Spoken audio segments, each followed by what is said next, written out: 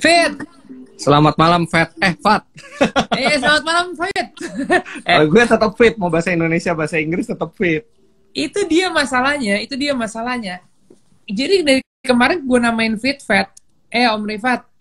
Yang satu badannya fit, yang satu badannya fat. Gue bilang, iya juga sih. Gue suka ada tuh konsep tuh. Rajin loh, live tiap hari. Iya, gimana? Ini tembok belakang udah gue ajak ngobrol, udah sampai diem. Itu depan udah diajak ngobrol juga sampai diem. Jadi kayaknya kalau ada hiburan teman-teman yang bisa diajak ngobrol, ya udah ngobrol aja. Sama mobil lah, ngalur ngidul nggak karu-karuan kemarin sama Gofar. Iya, gue juga nonton. Oh iya, ada lu. Lu tau gak? Abis live, gue masih teleponan lagi sama dia setengah jam sampai kayak tahu-tahu sendiri. Kita tuh ngomongin apa sih sebenarnya? Ya udah, Gofar suruh pindah ke rumah lu aja, udah biar ngobrol terus. Iya. Terus lu ngapain hari ini? Lu ngapain hari ini? Coba ceritain. Hari ini kantor kan, kalau kantor media buka, cuman buka kita shift-shiftan. Jadi setengah itu masuk di hari Senin, setengah masuk di hari Selasa. Tadi sih gue nggak lama-lama di kantor, cuman ngambil mobil tes aja tadi. Ngambil mobil tes buat di-review seminggu ke depan. Oh ya, enak ya. Lu tuh kalau dikonsepin lu kayak kasino ya, yang punya mobil banyak tapi bukan punya dia gitu ya. Iya kan, udah kasino intro kan gitu kan. Makanya gue pernah bikin postingan kan, jajar mobil-mobil yang pernah gue tes. Terus habis itu gue bilang, buat petugas pajak, tolong ini bukan mobil saya, ini pinjaman. Terus jangan mobil gue lagi ditagih semuanya. Nggak ada. Itu konsepnya tidak penting memiliki, yang penting menikmati. Benar nggak? Ya, tapi kan nggak cuma menikmati, Pak, tetap harus nge-review juga kan. Jadi enaknya sih nikmatinnya, tapi kan abis itu kan mesti nge-review, mesti ngambil data tes, mesti syuting. Loh iya, masalahnya lu menikmati kan, kerjaan kita tuh kita nikmatin, nggak problem. Dong. Kalau nggak menikmatin ya ngapain dijalanin kan? Iya, dulu kan gue juga jadi juri car of the year. Koti. Gue kan sempat mobil motor ya. 5 tahun nama jalan mobil motor kan. Dulu kan gue sempat kerja di jadi subscribe, jadi ini apa namanya, kontributor mereka. Terus habis itu gue jadi juri car of the year 5 tahun gitu ya. Gue jadi memahami banget kalau kita lagi testing mobil, kalau kayak kita nih udah sering banget testing mobil, terserah deh mau mobil yang paling bawah sama paling atas, ada aja kurangnya. Ada aja. Mau sampai mobil yang paling mahal sekalipun ada aja kurangnya. Iya, dan mobil yang paling murah pun ada aja bagusnya. Ada. Iya, jadi mobil tuh nggak ada yang semua itu bagus, semua itu jelek tuh nggak ada. Sama kayak orang lah, pasti kita ada kelebihannya, ada kekurangannya kan. Bener banget, lu bijaksana banget sih, Fit. Umur berapa sih, Fit? Lu dengar nggak kemarin di bawah lu ya, tapi lu Mobi ngomong apa yang gue sampai ketawa nggak? Ada Mobi apaan nih? Loh, Mobi bilang gini, iya Fitra emang begitu, Fas, sejak dia masuk Kepala 5 emang banyak sekali hal-hal yang dia ucapin beda atau apa gitu. Pokoknya dia ngucapin sejak dia masuk Kepala 5. Itu nggak apa-apa, itu wajar. Kan soalnya menjelang Ramadan, jadi dia bikin dosa dulu dengan memberi fitnah. Nanti kan sehari sebelum Ramadan baru marhaban ya Ramadan, mohon maaf lahir batin gitu kan, nanti dimaafin lagi, dia tahu. Nggak perlu terlalu lama nanggung dosanya. Lo minta maaf kan boleh, masalah dimaafin apa enggak ini nomor 2 ya nggak? Yang penting mintain dulu. Lima super fitnah tuh. Iya, gue sempat ngobrol sama dia kan. Gue kenal lu kan udah mungkin 10 kali lebih lama daripada kenal dia kan. Ya kita kenal lu tahun berapa coba, Fit? Coba. 99 tuh kita mulai ketemu muka lah, nggak ngobrol banyak, tapi karena sama-sama ikut sprint rally kan. Nah seiring kita sering ketemu sprint rally, waktu itu tahun 2000 sampai 2002 itu gue kerja di tabloid Autosport, jadi gue banyak ikut balap, jadi gue mulai ngobrol sama lo, sama bokap lo.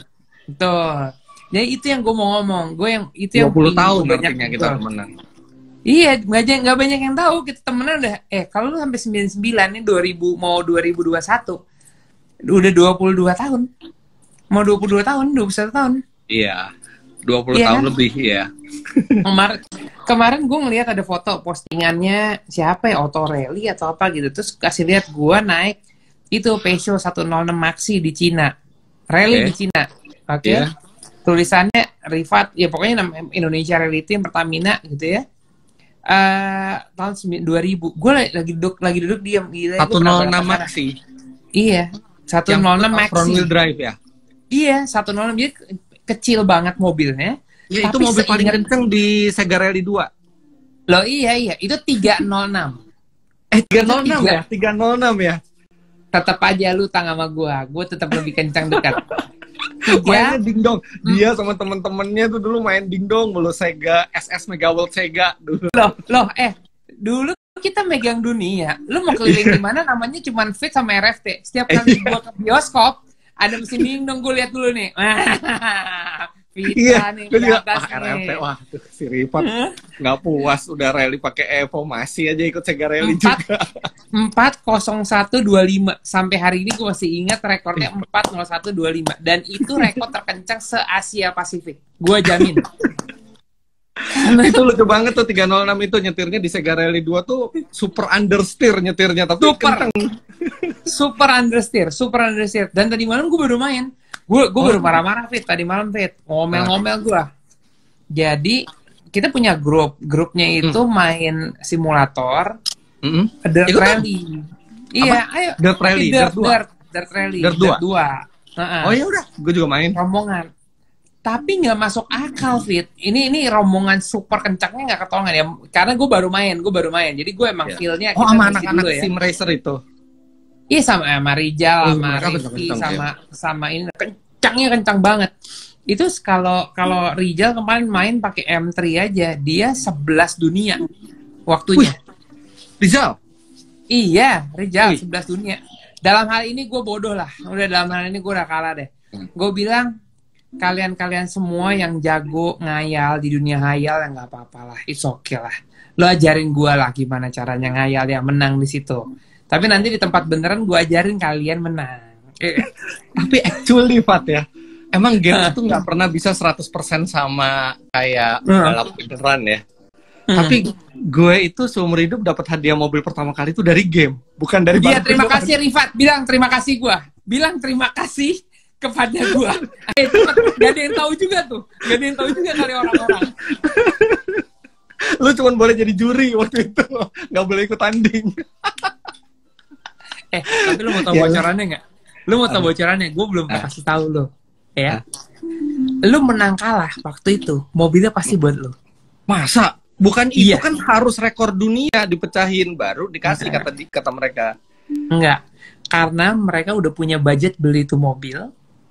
Dan mobilnya pokoknya menang kalah lu dapat. Dari 9 orang itu pokoknya 1 orang dapat aja ya. 9 orang finalis itu. Yang paling kencang. Dapat ya, lu kan paling kencang. Tapi kan tracknya itu Fat, gue inget banget tracknya itu kita random. Inggris. Iya, Inggris kan. Terus dibandingin sama rekor dunianya waktunya. Ya rekor dunianya Badut sama lu jauh banget bedanya. Jadi gue hoki banget itu dapat track mainnya kan apa? Mainnya kan Colin McRae Rally di Inggris. Naik Nokia Engage kan. Nokia Engage. Nah, ada satu track itu di Inggris tuh susah banget dan panjang banget sampai nggak ada orang yang suka main di situ. Jadi rekor dunianya tuh masih nggak terlalu susah gitu. Pas undian gue dapet itu lagi tracknya. Dan itu udah gue apalin mati lagi tracknya, ya udah hoki deh.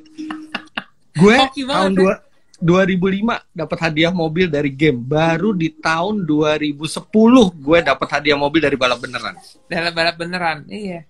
Tapi ya untuk kalian semua yang tahu Fitra Eri ini adalah bounty hunter, pemburu hadiah.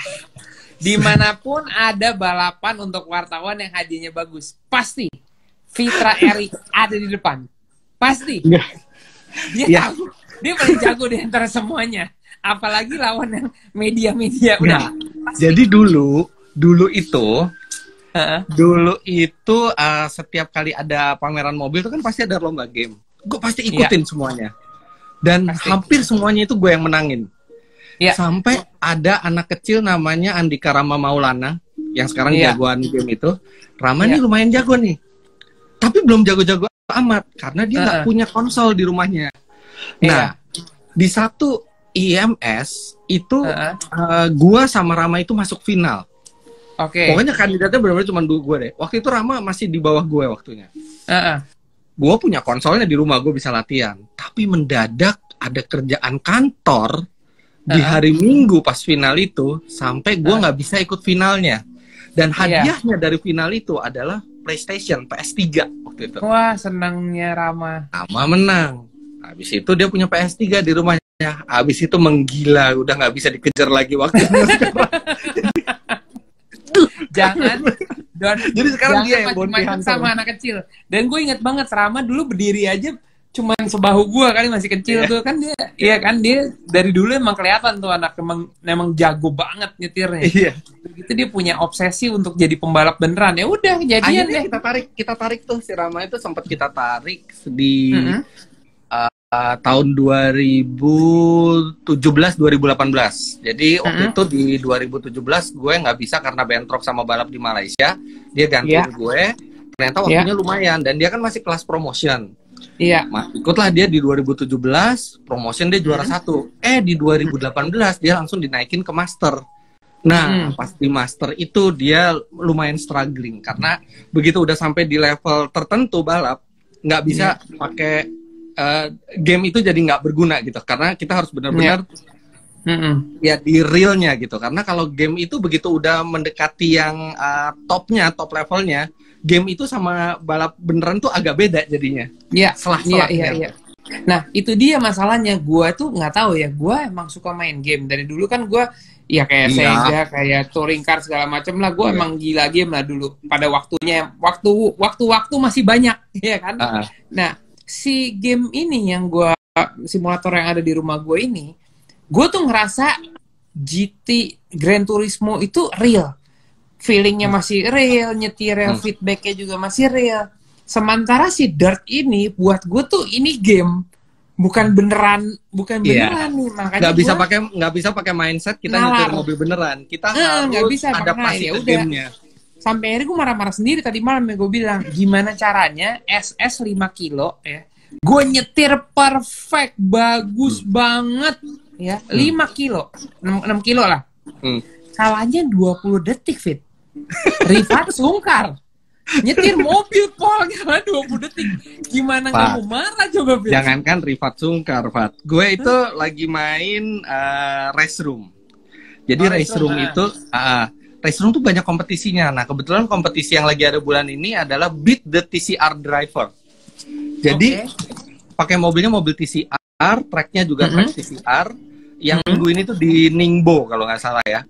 Itu gue udah mati-matian nih. Ini kayaknya udah kenceng banget.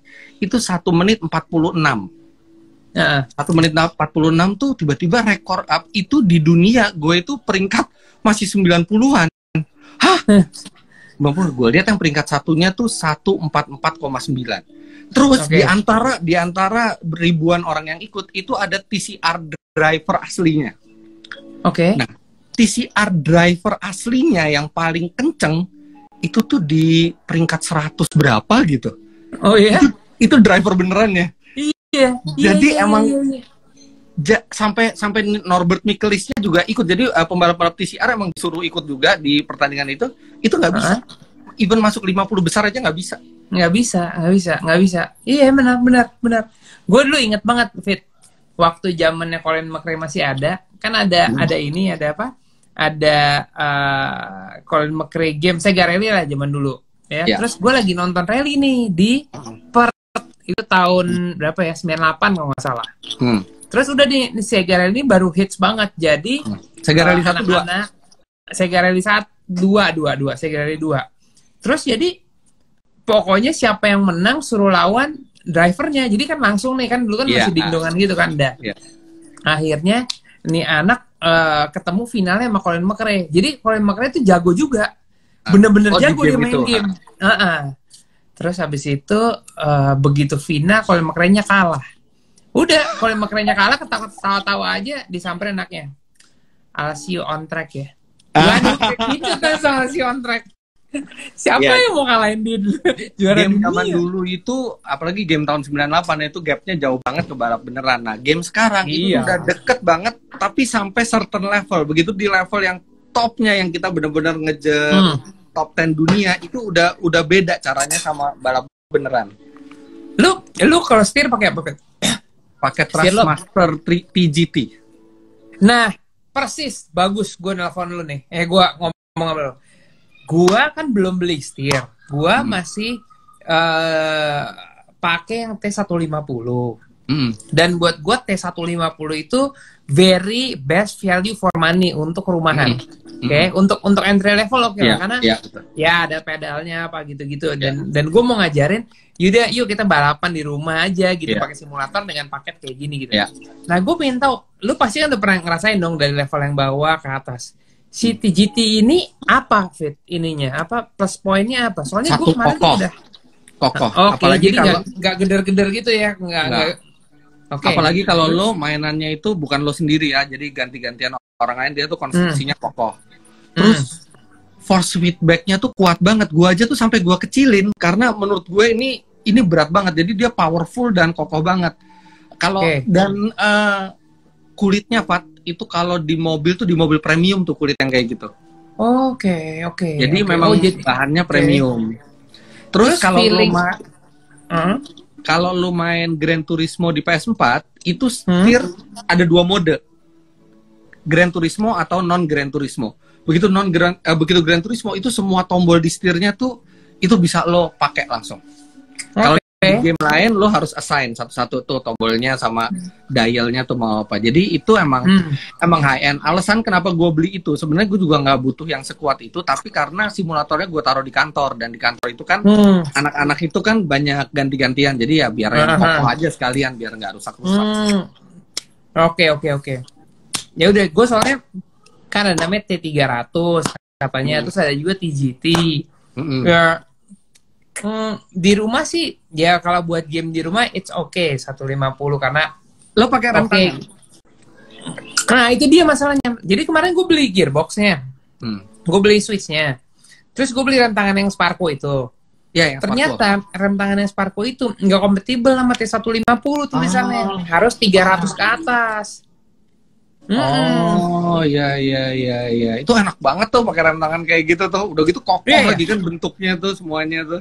Iya, ini malah ngomongin game kita. Apa? Malah ngomongin game kita ngomong apa ya dari tadi? Sebenarnya gitu. Ya kebetulan kan, gue bilang kebetulan aja karena kita lagi pas-pasan ini. Tadi makanya gue habis ngomel-ngomel. Nanti adek gue Rijal atau enggak si Japra mau datang nih kesini. Gue bilang tunjukin Japra nyetir yang benar. Zarvan tuh jadi adek ipar lo resmi apa belum? Enggak lah, enak bisa disuruh-suruh gampang. Gitu ya. Tadi topik pembicaraan kita hari ini sebetulnya mau gini, Fit. Kan lu sekarang udah nge-review mobil apa segala macam gitu kan. Cuman orang tuh tadi kan banyak yang nggak tahu, Fit. Sebetulnya lu mau mulai ini kan udah lama, ya kan? Terus tadi lu udah sebutin lu pernah ke Autosport, ngeliput gua rally balapan apa segala macam. Nah, cuman yang gua nggak tahu adalah kan background lu nggak ada background balapan nih, Fit. Apa yang membuat lo tiba-tiba suka balapan? Background gue teknik mesin. Kenapa gue masuk teknik mesin? Karena itu yang paling dekat sama otomotif, dan gue seneng mobil itu dari zaman dulu.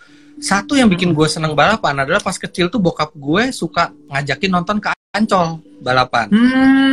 Padahal bokap gue bukan pembalap. Tapi bokap gue seneng lihat balap. Apalagi di tahun 80-an itu kan balap tuh bergengsi banget gitu kan dulu kan, tontonan rakyat itu semuanya tuh. Jadi sering diajak, waduh, dari situ gue mulai suka, asik ya. Terus habis itu gue baca-baca buku, karena belum ada internet kan, baca-baca buku tentang balap. Ternyata balap tuh bukan cuma sekedar gaspol nekat-nekatan, tapi ada ilmunya di situ. Pokoknya gue kalau gede gue mau balapan, karena nyokap gue dokter, denger gue mau balapan aja mereka udah takut. Jadi gue nggak bisa minta disediain mobil balap gitu, nggak bisa. Oke deh, pokoknya gue harus kerja dulu baru gue bisa balap, dan kerjanya gue maunya ada hubungan sama otomotif, makanya gue masuk teknik mesin. Tapi gue nggak mau kerja di pabrik, Pak, karena gue pernah kerja praktek di pabrik piston tuh. Gue merancang piston, gue pikir kan wah asik nih kayak ilmuwan nih, merancang piston gitu. Ternyata merancang itu sekali doang. Habis itu udah tinggal produksi tiap hari ketemu yang sama, bunyi yang sama, bau yang sama. Wah, gue bisa mati bosan nih. Apa ya kerja yang berkaitan sama setahun juga habis kan tabungan kalau pakai tabungan sendiri. Aduh, cari kerja apa ya? nggak mau tuh gue buka di koran tuh lowongan tuh nggak mau. Jadi pokoknya gue pengen kerja di otomotif tapi nggak mau di pabrik. Apa ya nggak tahu, tiba-tiba gue baca tabloid otomotif waktu itu. Iya. Ada lowongan jadi reporter. Gue kagak ngerti reporter itu apa, wartawan itu apa. Pokoknya ya udah coba aja dulu. Oh, ternyata harus nulis. Gue pikir wartawan itu gue cuman ngeliput, terus itu gue cerita, ada yang nulisin. Ternyata gue mesti nulis sendiri. Gue belajar nulis, tapi lama-lama, kok tiap hari ketemu hal yang baru, ketemu teknologi yang baru. Ya, tapi di tempat ini pertama bersinggungan dengan yang lu suka. Seenggak-enggaknya ada singgungan dengan apa yang lu suka. Seenggak-enggaknya. Gue suka mobil baru, tapi waktu itu gue ditempatin di sport karena gue ada latar belakang balap. Jadi gue suruh di tabloid Autosport gitu kan. Nah waktu tabloid Autosport itu ditutup di tahun 2003, pindahlah gue disuruh bikin majalah franchise namanya Autobild waktu itu. Nah di situ gue, wah ini benar-benar pas sama passion gue nih. Bisa nyobain mobil-mobil teknologi baru sekaligus ngasih tahu ke orang yang mau beli mobil itu kelebihannya apa, kekurangannya apa. Itu makanya cuman bedanya dari 2015 gue bikin auto driver, ya gue bikin full digital karena udah nggak zaman lagi sekarang kita bikin review di cetak. Iya. Oke. Jadi orang banyak yang tahu tuh ya. Gue juga jadi tahu nih kenapa lu tiba-tiba passion lu arahnya ke situ sama lu konsisten. Karena buat gue di antara segala macam semua orang deh pembalap gitu ya, gue ngerasa lu salah satu orang yang masih sangat konsisten, Fit. Karena lu sama gue ya konsisten balapannya gitu. Lu konsisten dengan prestasinya, konsisten dengan update ilmunya, sama konsisten dengan lu akan terus nyampein ini ke orang-orang kan. Karena banyak banget ya, Fit ya. Orang tuh bilang ini, tadi lu sempat bilang balapan yang penting nyetir kencang menang aja. Nggak bisa lah. Kayak gue nih ya. Gue ngerasain banget nih perbedaannya. Waktu zamannya gue naik Evo 1, 2, 3, 4, 5, 6 gitu ya. Ya kan? Terus keluarlah Evo 7, gue gak sempat pakai Evo 8 yang namanya Active Center Diff. Ya kan? Oh iya, elektronik ya. Belokin mobilnya tiba-tiba belok sendiri. Nggak dibelokin diginin. Kalau kita jadi pembalap doang ya, buat gue nggak cukup, Fit. Ngerti gitu. Nggak cukup, lu mesti ngerti kerjanya juga, lu mesti update teknologinya juga, lu mesti tahu gimana nge-treatnya juga. Karena lu kalau pembalap doang tapi lu cuman mau ngandelin lu nyetir, akhirnya lu ngerusak barang yang lu pakai. Bener nggak? Iya. Kalau lu kan enak, lu balapan juga, tapi lu jadi media juga yang kebetulan medianya adalah ya ini nge-review mobil dan lain-lain. Itu kan jadi apa ya, Fit? Jadi advantage sendiri. Begitu orang-orang belum tahu, lu udah tahu. Ya kan sebagai pembalap kita juga nggak bisa cuma ngandelin nyetir, benar seperti lu bilang, dan kita juga ada advantage-nya kalau kita mengerti bagaimana cara kerja setiap komponen di mobil. Jadi kita tahu kalau ini komponen ini udah mulai bermasalah. Oke, kita harus nahannya di mana yang masih bisa dipol, mana yang harus ditahan, karena kita tahu ini akan memperberat komponen ini akan memperberat komponen ini gitu kan. Sama satu Fat yang kenapa bisa konsisten, gue tuh alhamdulillah dari tahun 1999 sampai sekarang balap tuh nggak pernah satu season pun tuh nggak balap. Pasti balap terus. Nah itu tuh satu kuncinya tuh karena ada sponsor. Nah sponsor itu ternyata sponsor tuh tidak hanya mensponsori pembalap yang kencang doang, tapi gimana dia bisa mensponsori pembalap yang bisa merepresentasikan brandnya dia dan attitude-nya. Karena sekencang apapun kita, sehebat apapun kita, kalau misalnya kita tiba-tiba narkoba atau kita sombong atau kita belagu gitu ya, sponsor juga nggak mau sama kita. Ada Maika. Iya pas nih, lu menjelaskan hal yang dia harus tahu, ya kan? Nyetir kencang aja nggak cukup. You have to Maika. Jadi attitude. Kalau kamu mau dapat sponsor, kamu attitude-nya harus bagus. Kalau kamu pengen attitude-nya nggak bagus tapi dapat sponsor, minta sponsor ke papa. Karena Yayasan papa Ayah Bunda. Yayasan Ayah Bunda. Itu hal yang sama banget sih. Gue juga kalau dilihat dari angkatan balapan kita tuh bisa dibilang udah cukup konsisten selama bukan dua musim, 2 dekade ini, dan kita terus berprestasi. Karena buat gua tuh ya, attitude tuh emang nomor satu, itu investasi terbesar. Karena orang kalau udah attitude-nya bagus, pasti sponsor cinta sama lo, cinta dengan sendirinya, ya kan? Kedua, apalagi begitu attitude lo bagus, lo punya skill yang bagus. Nomor 3 adalah lo harus bisa bikin impact sama dunia lo. Karena kalau kita menang tapi nggak impactful, kalau kita hidungnya segini gitu ya, belagu, gue yang paling jago dari semuanya, segala macam, you means nothing gitu. Sementara kalau lu profile tiba-tiba lu menang, orang akan menganggap lu 2 kali lebih respect daripada yang lu punya sekarang. Tapi itu juga balik ke niat kita, sifat kita tuh balap tuh niatnya apa gitu. Kalau niatnya orang tuh dari passion, itu beda sama orang yang niat balap, gue pengen gengsi aja nih jadi pembalap, nanti gue bisa pamer ke saudara gue pembalap, atau kayaknya banyak duitnya, gue ngejar duitnya aja deh di balap gitu. Kalau bukan dari passion tuh pasti beda nantinya ininya hasil. Gue lagi gini, Fit, gue lagi bikin konten untuk ngisi puasa ini. Tadi gue seharian gue syuting di bengkel, cuma bertiga cerita syutingnya. Jadi gue akan menjelaskan sebenarnya lu ongkos bikin mobil balap tuh berapa sih? Lu ikut balapan tuh berapa sih? Karena mobil balap lu suka orang bilang persepsi, gila balapan mahal banget, parah. Iya, tapi yang mana? Lu lagi bicarain tergantung kelas yang mana. Iya kan, lu bisa mulai dengan duit 100 juta apa 150 juta, or lu bisa end up beli F1 harga 40 miliar. Ya kan, lu mau yang mana? Lu bisa motor underbone yang ada di mana-mana motornya, apa lu mau MotoGP yang harganya $1,5 juta tuh motor? Iya kan? Lu jangan terlalu stereotip. Jadi gue pengen mengarahkan. Terus yang kedua, kalau lu udah punya bisa ngerti gitu ya spending lu berapa, lu jangan selalu anggap balapan itu adalah tempat untuk buang duit. Oke? Tapi sebetulnya balapan itu adalah media untuk berkomunikasi. Kita itu cuman kontennya, pembalap tuh cuman kontennya, Fit. Betul. Kemenangan kekalahan itu cuman kontennya juga, cuman drama. Tapi kalau lu punya IO, lu ngerti deh. Lu mau itu main basket, lu mau itu konser musik, lu mau itu pameran, mau itu balap, itu semua kan ada media promosi. Dan orang tuh nggak banyak, ya. Kita balapan nih, Pit. Kita balapan sama bikin pertandingan badminton gitu di Senayan, mahalan mana coba, Pit? Iya kan? Iya kan? Jadi sebenarnya siapa yang dituju, marketnya kemana, lu mesti taruh memposisikan diri lu sebagai apa. Dan nanti di konten itu sampai gue jelasin, Pit, gimana cara bikin proposal balap. Karena orang tuh suka salah.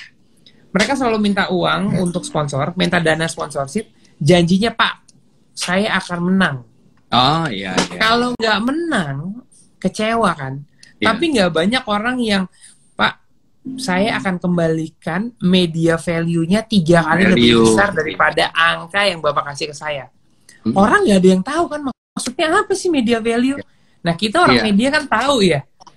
Lu dikasih 10 dibalikin 30 loh. Kok lu balikin 30? Apa ceritanya? Kan lu harus komunikasi sama media, lu bisa bikin publikasi, lu bisa bikin kemenangan dan promosi. Itu semua ada value-nya dan orang-orang nggak ada yang ngitung.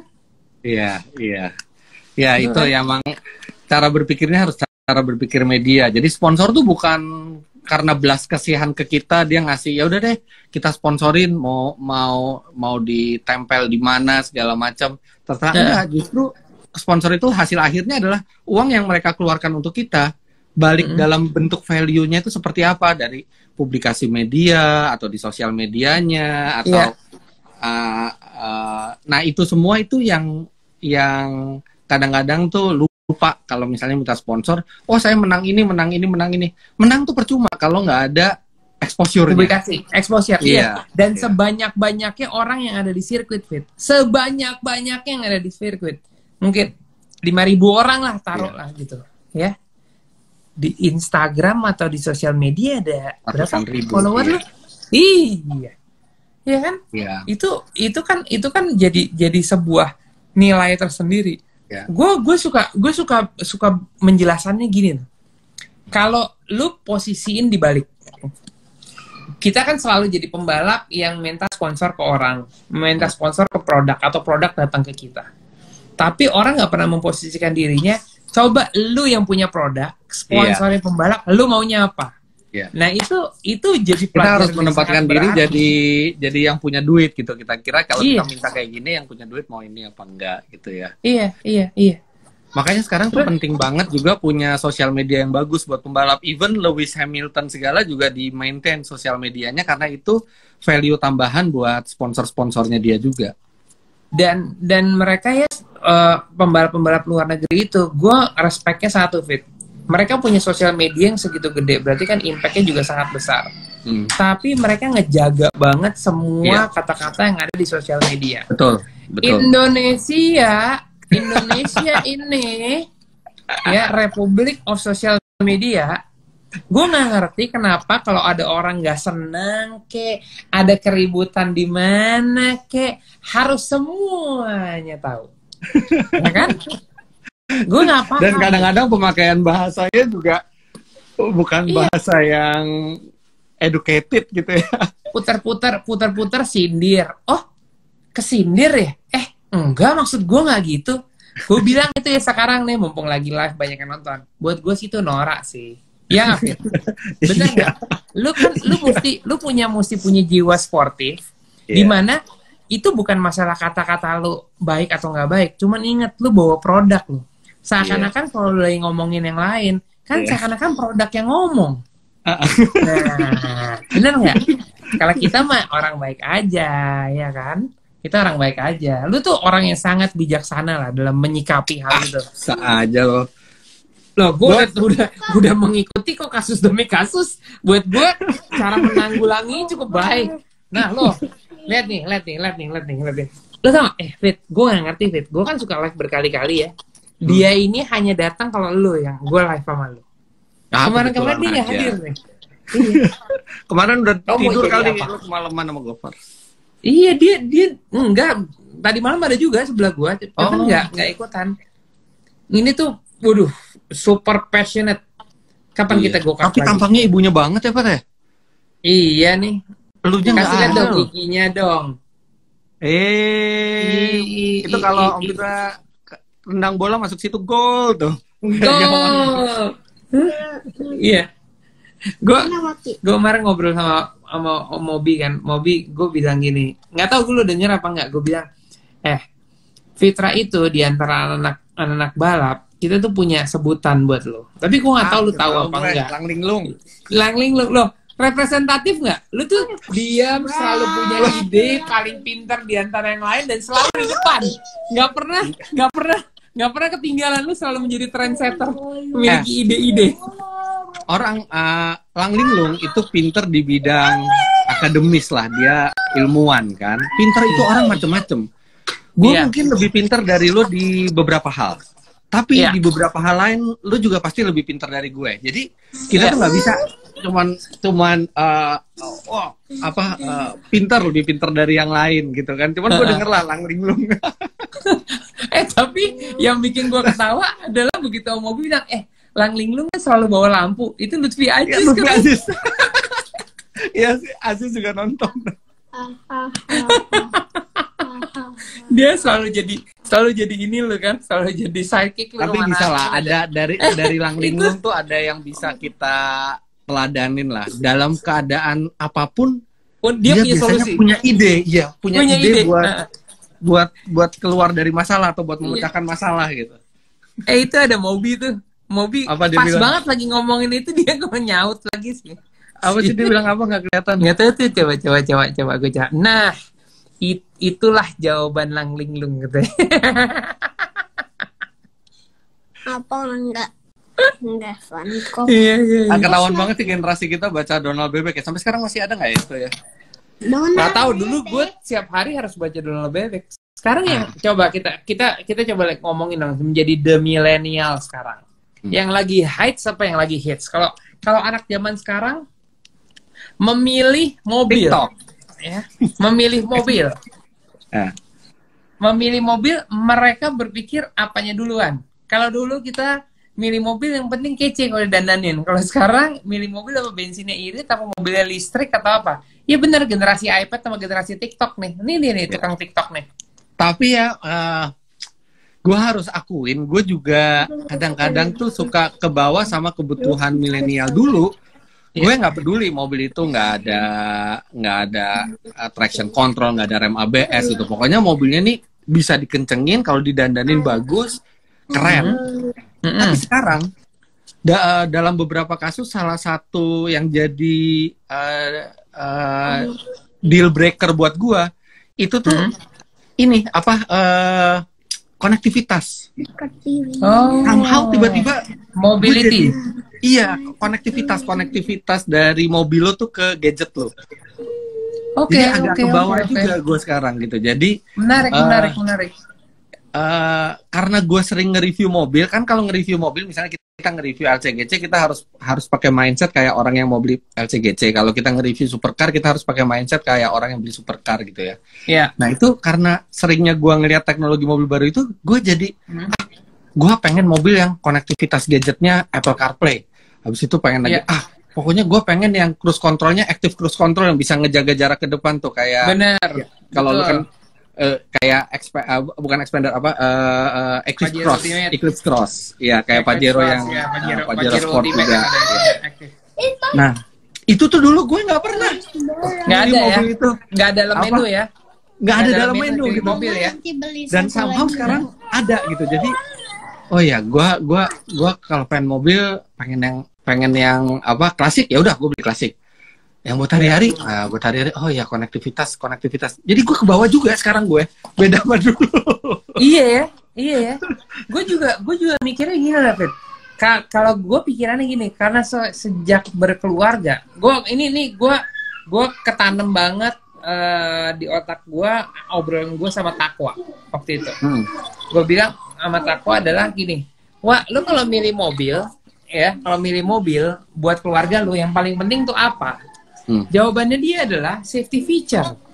Karena mobil itu harus melindungi keluarga lo, gitu. Dan safety feature-nya itu kan ada yang pasif, ada yang aktif kan. Betul. Nah, dua-duanya dari pasif sama aktif itu yang ngejamin lo tau lah keluarga lo lagi pakai tuh mobil, dan lo tau lo ada di posisi yang cukup aman, gitu. Dan itu kan tadinya nggak terlalu kepikiran, kita kan anak balap banget, Fit. Kita kan raw banget untuk ini. Dulu tuh lebih gampang, Pak. Milih mobil tuh dulu lebih gampang karena semua tidak punya teknologi, semua sama. Iya. Mobil, betul. Terus ada mesinnya. Nah, tinggal kita bandingin mesinnya. Wah, ini sekian cc tenaga. Iya, bener. Dulu sekarang nggak bisa.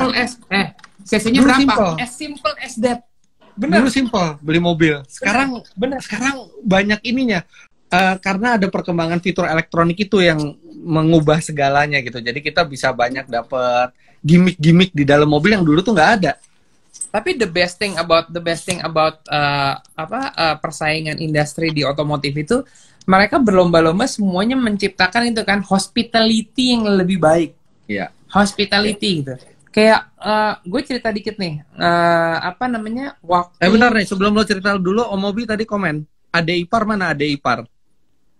Oh my god, tadi malam gue sama Gofar nanyanya Ade ipar. Pas lagi Om Mobi tiba-tiba dia keluar dari kamar. Mobil langsung gini, kan tadi, ya Rifat, apa segala macam tiba gini. Itu siapa tuh? Itu adik lo keluar. tapi dasar, sebentar, gue nggak bisa baca, gue nggak bawa kacamata. Katanya harus pakai kacamata.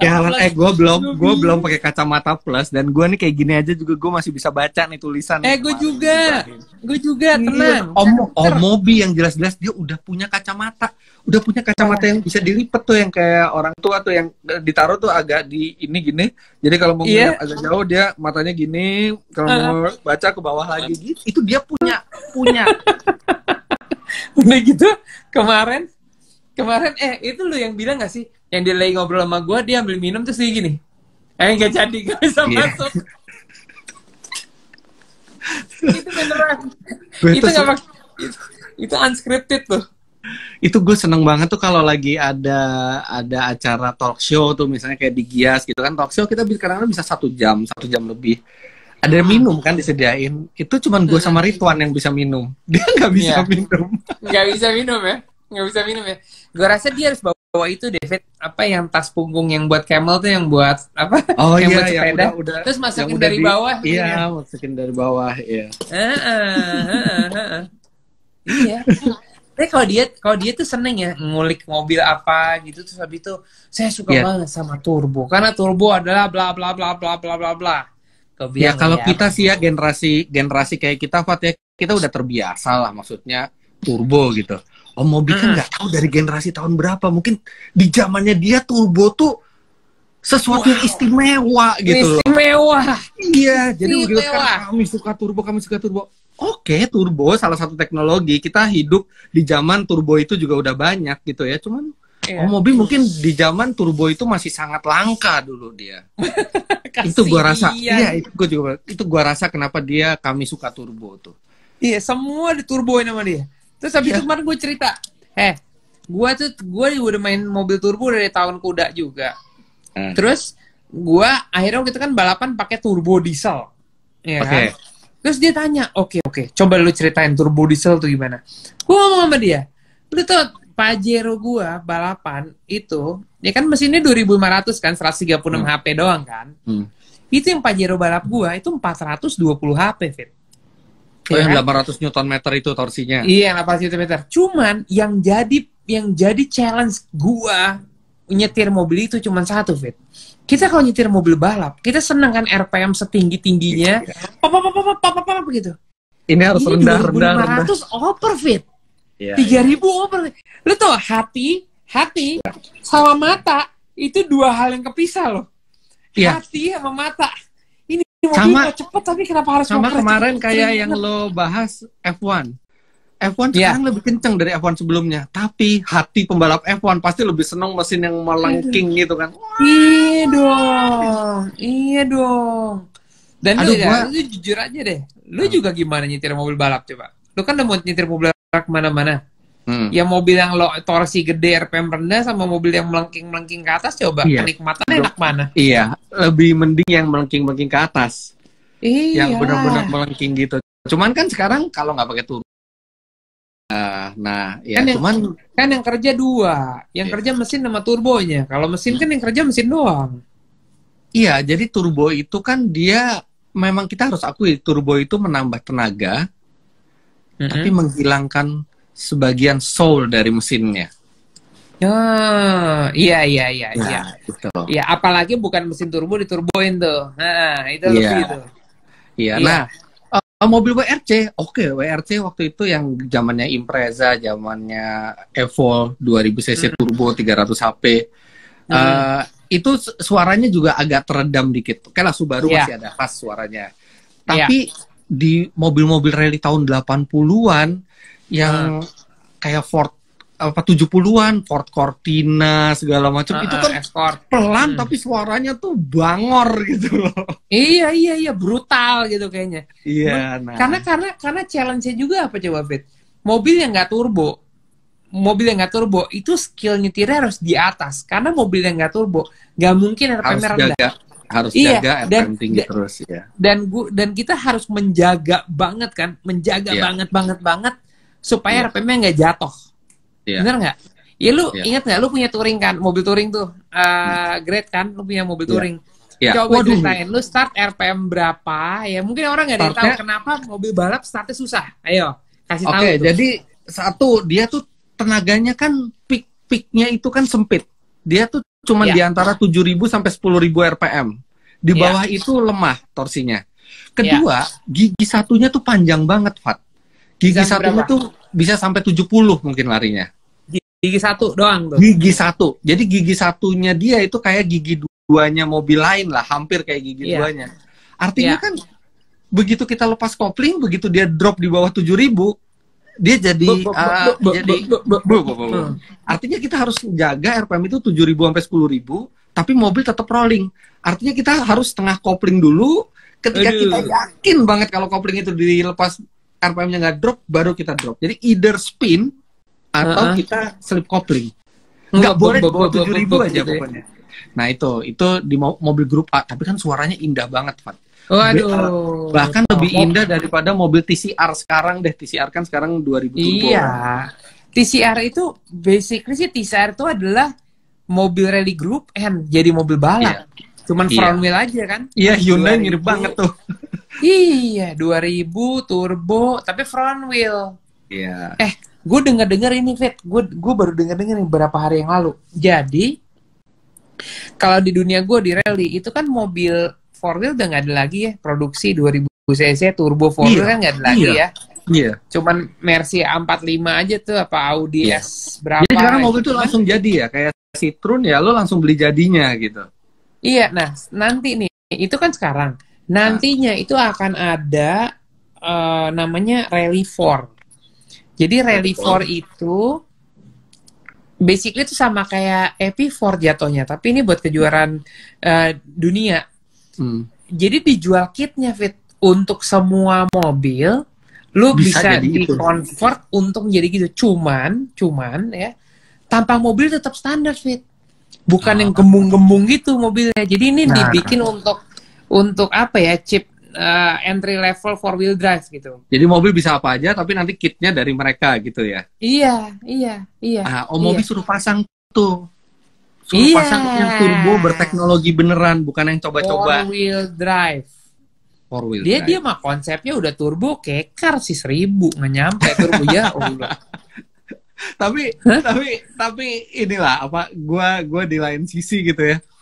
Ayla diturboin sama dia, si Gramatic diturboin sama dia.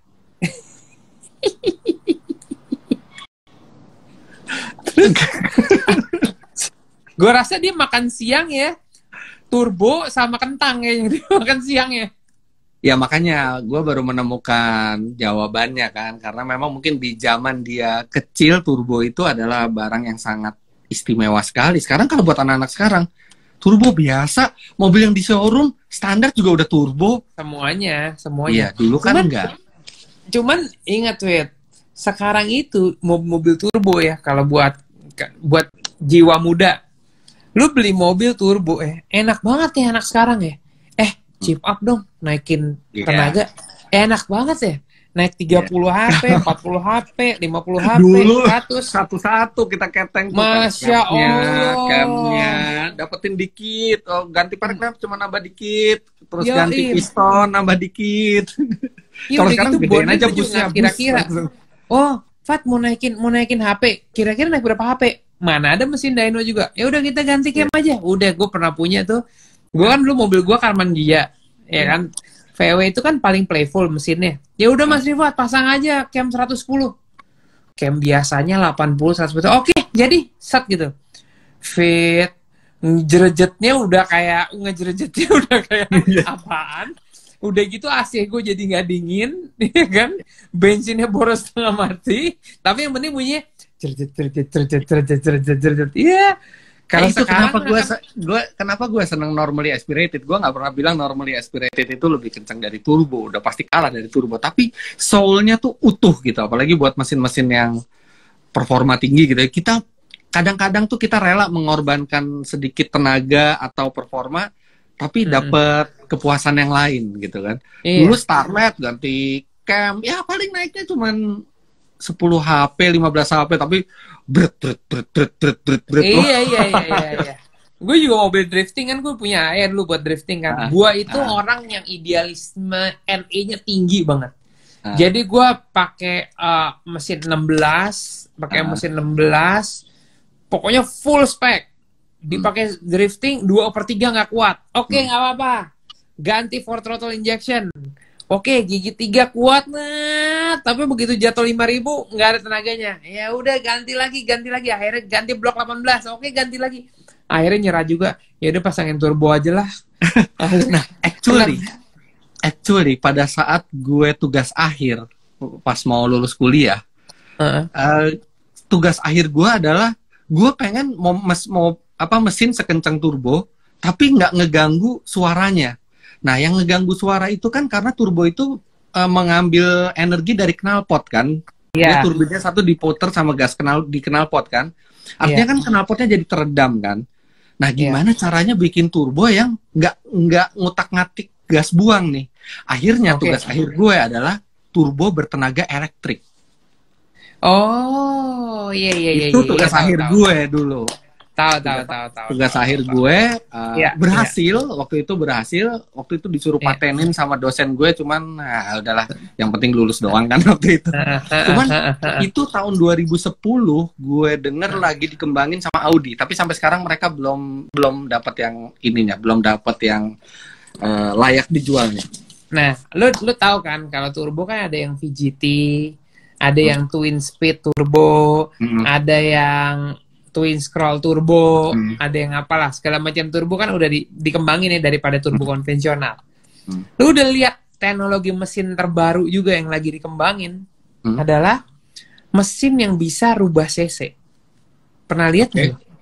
Belum. Udah pernah lihat belum lu? Ngerubah CC-nya dari langkahnya itu kerak AC berubah. Oh, artinya langkahnya bisa panjang, bisa pendek ya? Iya, titik kerak AC berubah. Kan orang sekarang berlomba-lomba kan untuk tapi bikin... artinya pas dia lagi CC kecil, kompresinya turun gitu? Nah itu dia, begitu CC-nya kecil, kompresinya turun, somehow stroke-nya tetap. Kok bukan kalau stroke-nya tetap nggak mungkin. Kalau stroke-nya tetap stroke-nya berubah, stroke-nya berubah. Tapi compression-nya tetap somehow bisa begitu. Artinya atasnya tetap ya, dari bawahnya aja ya. Di atas itu diatur kalau nggak salah pakai direct injection. Si direct injection, lo tau kan direct injection kan dia nimpa sekencang-kencangnya kan. Tapi kerak as itu kan bebannya berat yang diterima kerak as kan. Makanya kalau kerak as itu variabel, itu harus kekuatannya harus diperhitungkan. Kalau cam variabel, dia bebannya nggak terlalu besar. Tapi kalau kerak as kan itu beban besar sekali kan di situ. Ya itu semesin, satu titik mesin semuanya yang di. Iya, jadi ketika ada mekanisme variabelnya itu susah banget itu bikinnya tuh. Iya, variable compression benar jatuhnya. Kalau variable compression ya. Iya, gue suka banget sih ngikutin teknologi itu. Cuman ujung-ujungnya ujung-ujungnya di Indonesia ini ya. Kan di sana kan maju jauh, ngobrol panjang lebar gitu ya. But at the end of the day di sini orang-orang tuh masih suka mempermasalahkan yang karena ada di gua nih pertanyaannya. Bedanya front wheel sama bedanya rear wheel. Selalu itu yang dibicarain. Padahal sekarang gini aja dulu, pikir deh. Mobil-mobil MPV segede-gede apaan sekarang udah tarikan depan. Oke? Mobil-mobil SUV yang gede-gede tetap tarikan belakang. Jadi sebenarnya kan antara penggunaan sama konstruksi, ya itu tergantung kita kan. Jadi karena ada beberapa kejadian di kondisi ekstrim yang tidak seharusnya ya. Jadi tanjakan dan licin. Lah kan kalau lagi tanjakan gini kan titik berat mobil pindah ke belakang kan, dan traksi di depan tuh kan jadi kecil kan.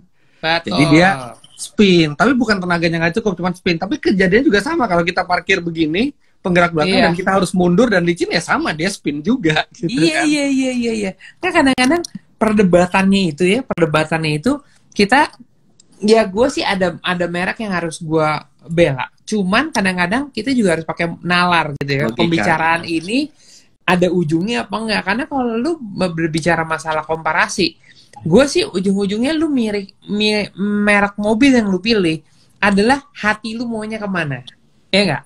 Hati lu nyamannya kemana, terus habis itu lu ngerti atau enggak. Karena nggak mungkin ya, tidak mungkin mobil sekarang lebih jelek daripada mobil dulu. Itu nggak mungkin. Pasti masing-masing punya direction kan. Si Android directionnya ngembangin 5G kali, si Apple directionnya ngembangin apanya lah gitu. Itu kan punya direction masing-masing, tapi nggak ada yang ngeliat ke belakang, Fit. Semua orang ngeliatnya ke depan. Iya nggak? Dan di situ lu mesti paham bahwa teknologi yang berubah itu adalah untuk kebaikan, bukan keburukan. Ya itu kan salah satu kerjaan gue juga, mengenalkan teknologi-teknologi baru. Tapi itu juga gue yang bersyukur ke kerjaan gue sekarang, karena gue tuh kan juga lihat referensi dari luar. Waktu itu gue ingat banget, ada teknologi dual clutch ya, gimana tuh transmisi otomatis koplingnya ganda. DSG. Akhirnya gue bisa, pas pertama kali mobil seperti itu masuk ke Indonesia, gue ngerasain, kayak gini. Waktu itu tuh gue ingat tuh Golf GTI tahun 2005. Double pedalnya ada yang nendangin deh. Iya. Kayak gini. Nah, makanya kenapa gue tekunin profesi ini sampai sekarang, karena ya itu gue bisa melepaskan rasa penasaran gue atas teknologi-teknologi yang baru itu. Oh, ada cruise control bisa ngejaga jarak. Itu kan gue taunya dari luar negeri dulu. Gimana ya? Tahun 2011 Infinity masukin teknologi kayak gitu. Terus, iya ya, oke gini. Nah itu tuh kena asiknya. Lucu ya. Teknologi-teknologi itu gue pernah baca ya, teknologi-teknologi itu ternyata rata-rata yang ngembangin awal tuh militer loh. Yang ngembangin awal tuh banyak militer loh. Iya loh. Ya kayak pertama GPS dulu deh. GPS kan militer tadinya awal. Habis itu adaptive cruise control. Adaptive cruise control tuh sebetulnya yang dikembangin itu bukan cruise controlnya, tapi sistem radar yang bisa berkomunikasi sama ECU. Iya kan? Karena cruise control udah ada dari puluhan tahun yang lalu. Mungkin ya, gue nggak tahu pasti, tapi mungkin 4-wheel drive juga pertama kali penggunaannya untuk militer dulu kali ya. Jelas lah, itu tahun 30-an pertama kali keluar. Udah lahir. Kayak gimana tahun 30-an, Pak? Iya, tahun 30-an, tapi bukan gue. Bukan gue, pokoknya yang bikin bukan gue aja. Gitu. Iya, jadi sebetulnya militer sama perkembangan teknologi dunia itu sangat berasosiasi. Iya. Banyak dari militer itu, karena militer kan R&D-nya gede dan beberapa teknologi yang bisa diaplikasi ke kendaraan biasanya diaplikasi juga. Militer tuh canggih-canggih teknologinya. Tapi gue nggak tahu lah konsepnya si turbonya Omobi itu datang dari mana ya? Atau dari militer apa dari genset ya kalau dia pikirannya ya? dari sensasi. Yang penting sensasinya dulu, turbo gitu.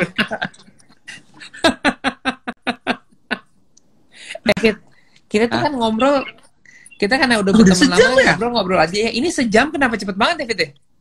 Iya, tadi ada yang usul bikin podcast aja katanya. Jadi kapan ngobrol, tapi mendingan next time kalau kita live atau kita podcast atau apapun, kita tentuin ininya aja, kita tentuin temanya. Jadi tiap kali pembicaraan tuh ada temanya, terus ada Q&A. Ini kasihan banget dari tadi Q&A kita nggak sempat. Iya bener, kasihan ngobrol kita, Fit. Lo tau nggak kalau masalah podcast, kebetulan istri gue kan adalah penyiar radio. Jadi Fit, di ruangan yang dijajah sama dia, gue pikir bintang film ini, sama gue punya ini, Fit. Ayo kita podcast. Ayo kita. Ya udah boleh. Boleh. Ntar gue settingin. Gimana kita podcast pakai begituan. Terus bener kita interaksi aja sama mereka nih. Ya pokoknya jangan keluar dari otomotif, jangan drama. Yang penting harus ada manfaatnya. Terus habis itu kita bisa ini. Tapi gimana caranya dipaduin sama live. Jadi kita bisa interaksi. Iya. Sama jangan banyak nanya adik ipar. Nah ini mau Mobi nanya adik ipar please. Lihat tuh, baru gue omongin adik ipar please. Nggak ada lagi main monopoli di luar. Lo ada ipar lo nggak ada yang lain? Lo kasih aja yang lain buat Mobi. Ada laki mau. Laki ya.